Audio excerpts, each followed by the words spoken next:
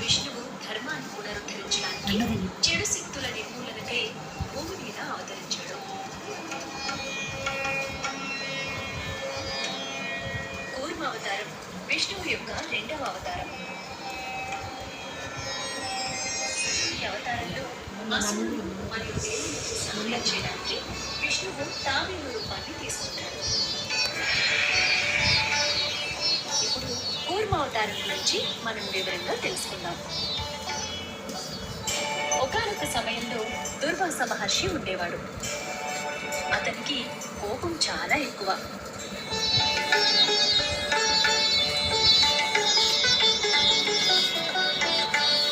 దుర్వాస మహర్షి ఒకసారి దేవుళ్ళకి అధిపతిగా పిలువబడే ఇంద్రుడికి ఒక పూలమాలను ఇచ్చాడు.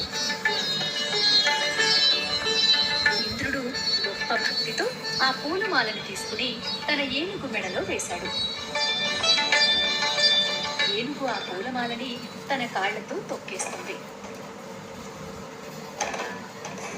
దుర్వాస మహర్షి దీన్ని అవమానంగా భావించి దేవతల యొక్క దైవిక శక్తులను కోల్పోవాలని శపిస్తాడు. దాంతో ఇంద్రుడు ఇంకా ఇతర దేవుళ్ళు స్వర్గ సామ్రాజ్యాన్ని కోల్పోతారు.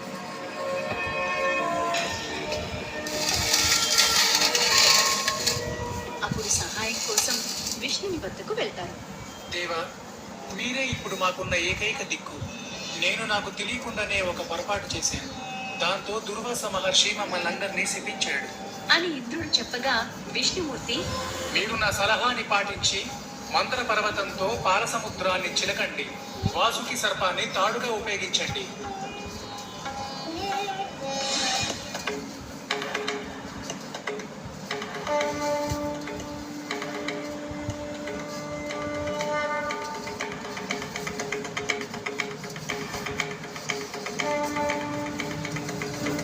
కానీ చిరకడం ప్రారంభించగానే మందర పర్వతం మునిగిపోతూ ఉంటుంది.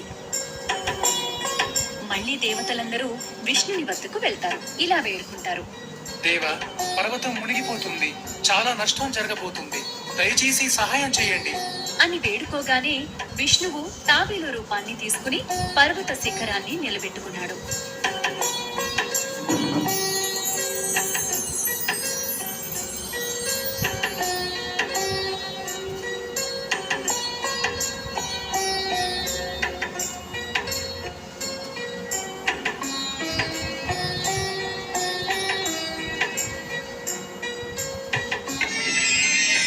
అమృతం పాత్ర నిండిన వెంటనే అమరత్వం యొక్క తేనెతో 14 సంపదలు వారికి తిరిగి లభిస్తాయి.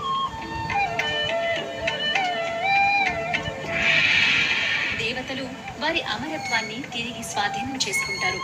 వారి స్వర్గ సామ్రాజ్యానికి తిరిగి వెళ్ళగలుగుతారు. ఇలా విష్ణువు దేవతలు కోల్పోయిన కీర్తిని మళ్ళీ పునరుద్ధరిస్తాడు.